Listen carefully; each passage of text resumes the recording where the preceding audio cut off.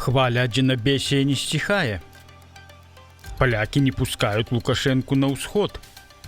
Лукашенко пакрыўдзіўся на Пашыняна. Як легальна праехаць зайцам? Пажар у псіхлякарні. На канале Нехта Плюс навіны па-беларуску пра Беларусь. Добрый дзень. 17 верасня ўжо прайшло, але хваля адзінабесія ў дзяржаўных медыя ніяк не спадае. Сюжэт са свята зрабіла і брэсцкае тэлебачанне. Свята ўлады зладзілі вельмі маштабнае, каб аж суседняй Польшчы ўбачылі і пазайздросцілі, як добра беларусам жывецца пры Лукашенку. Путь к свободе наш народ белорусский обрел через 17 сентября, когда объединилась Западная Беларусь с БССР. Але ж насамрэч 17 верасня яшчэ ніякага аб'яднання не адбылося. Чырвоная армія ў гэты дзень заняла толькі частку заходняй Беларусі. Што тычыць Брэста, то ён быў заняты нямецкімі войскамі яшчэ 14 верасня. Перадача горада ад гітлераўскай Германіі Савецкаму Саюзу адбылася толькі 22 верасня 1939 года, што было адзначана сумесным парадам войск вермахта і чырвонай арміі. Войскі прайшлі ўрачыстым маршам па вуліцы, якая цяпер носіць імя Леніна. Але сучасным бальшавікам хоць кол на галаве чашы. Не было такога. А вось аб'яднанне было. Этнічныя беларусы, якія размаўлялі больш-менш на адной мове, якія лічылі сябе менавіта беларусамі. Тыя людзі, якія хадзілі ў адны ж тыя храмы. Тыя людзі, якія жылі на зямлі, дзе жылі іх продкі, канешне, гэта аб'яднанне, гэта гістарычныя рэчы, гэта аб'яднанне сімвал адзінства нашай нацыі. І вось вынік аб'яднання. Спявак і журналістка гавораць на розных мовах. Дык ці сапраўднае тады гэта адзінства? А вось зараз палякі не далі Лукашэнку рушыць на ўсход. Менавіта на ўсход, а не на захад. Прычым тут палякі? Закрыццё мяжы з Польшчай пагражае не толькі эканоміцы Беларусі, але і самым, здавалася б, дробным рэчам. Пасля вясення дэфіцыту бульбы краіну чакае чарговы, яблычны. Хаця Лукашенко ўжо 10 гадоў патрабуе забяспечыць сябе сваімі яблыкамі, іх усё роўна не хапае. І цяпер ён дае загад гарадзенскаму кіраўніку Караеву.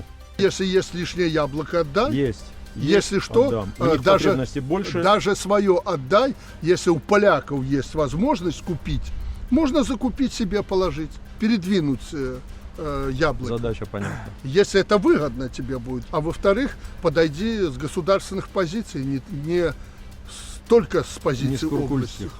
Да, ну, передвинул в Гомель, Могилев, если у них там проблем больше. Ну, по государственному понятно, логистика. Сместиться на восток. Совершенно верно, это дело в логистике. Ну и в цене, по которой они будут продавать. Но главное, чтобы у тебя были хранилища очищены. Это уже по-военному надо действовать. Купіць у палякаў.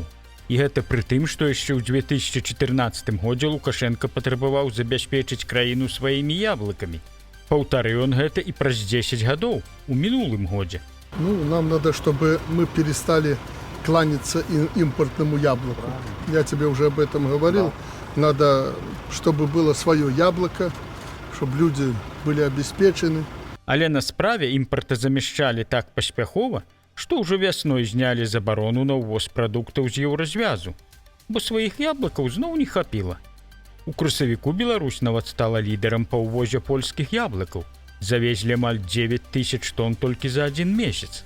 А цяпер, калі Польшча закрыла мяжу, усё это імпартазамяшчэнне і зрух на ўсход аказаўся пад пагрозай. Лукашенко павіншаваў Арменію як недружалюбную краіну. Яшчэ адно сведчанне, што адносіны паміж Беларусю і Арменіяй на дне. У гэтым годзе Лукашенко нават не згадаў кіраўніцтва краіны, калі віншаваў Арменію з днём незалежнасці. Замест звычайнага паслання прэзідэнту ці прэм'еру абстрактнае народу Арменіі. У тэксце гаворыцца пра сяброўства, хрысціянскія каштоўнасці і агульную гісторыю, але ні слова пра прэм'ера Пашыняна ці прэзідэнта Хачатурана. І гэта не выпадковасць. Гэта ўжо традыцыйны жэст Лукашэнкі ў бок краін, што не прызналі вынікі выбараў 2020 года. Яшчэ ў 2023 годзе Лукашенко віншаваў і прэзідэнта і прэм'ера Арменіі, Але цяпер паміж імі Пашынянам адкрытая варожасць. У студзені Лукашенка абвінаваціў Пашыняна ў тым, што ён загульваецца з ЕС і вядзе Арменію да знішчэння. А Пашыняну адказ заявіў: у Беларусь ні нагой, пакуль там Лукашенка. У дадатак Арменія прыпыніла ўдзел у АДКБ, што ўспрымаецца як чарговы ўдар па Крамлі і яго саюзніках. У Беларусі дазволяць бясплатна ездзіць на гарадскім транспарце, але толькі на адзін дзень і пры адной умове. У панядзелак 22 верасня ў многіх гарадах Беларусі ўладальнікі аўтамабіляў змогуць бясплатна карыстацца гарадскім транспартам, аўтобусамі, тралейбусамі, трамваямі і метро. Але ёсць адна ўмова. Трэба пакінуць машыну дома і паказаць кіроўцу пасведчанне вадзіцеля разам з тэхпаспартам на аўто. Як паведамляе Мінпрыроды, такая акцыя пройдзе ў абласных цэнтрах і яшчэ 33 раённых гарадах. Мэта скараціць шкодныя выкіды і нагадаць людзям пра экалагічныя альтэрнатывы. Паводле дадзеных мінулых гадоў, толькі ў мінскім метро ў гэты дзень бясплатна ездзіць каля 12 000 чалавек. Агульныя выкіды скарачаюцца на 100-200 тонн. Так што ёсць шанец адзін дзень у годзе легальна праехацца зайцем. Чаго не скажаш пра тых, хто не мае аўто і правоў кіроўцы. Тым часам у Брэсце адзначылі не толькі дзень адзінства, але і дзень машынабудаўніка. З гэтай нагоды каля лядовага палаца прыйшла выстава тэхнікі ад беларускіх машынабудаўнікоў. Адкрыла выставу высокае начальства, перарэзаўшы стаўшы ўжо традыцыйнай чырвоную стужку. Хтосьці ў інтэрнэце пажартаваў. Вось так, каб яны мяжу з Польшчай адчынілі.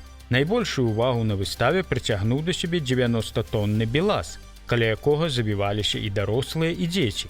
Сюжэт на сталічным тэлебачанні так і назвалі. Навінкі ад BLG і не толькі. Сапраўды, навінак зараз хапае па ўсёй краіне. Хто не ў тэме, яшчэ раз нагадваем, што ў навінках знаходзіцца галоўная беларуская псіхлякарня. І вельмі часта навіны з краіны нагадваюць навіны з навінак.